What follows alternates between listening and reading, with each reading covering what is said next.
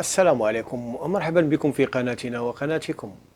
بعد أن قام الموقع الرسمي للفيفا تغيير نتيجة المباراة النهائية لكأس إفريقيا واعتبار المغرب فائزا ومنتخب السنغال منسحبا، ووفقا لآخر تحديث رسمي بعد تتويج المغرب باللقب وتجريده من السنغال، قفز المغرب وفق تصنيف الفيفا إلى المركز الخامس عالميا، متجاوز بذلك منتخب البرازيل.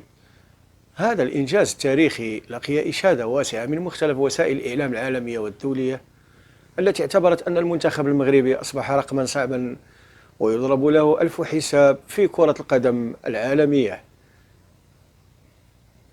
فكما ترون على اللائحة، بعد أن كان المنتخب المغربي في المركز الثامن، أصبح الآن في المركز الخامس، متجاوزا بذلك منتخب البرازيل.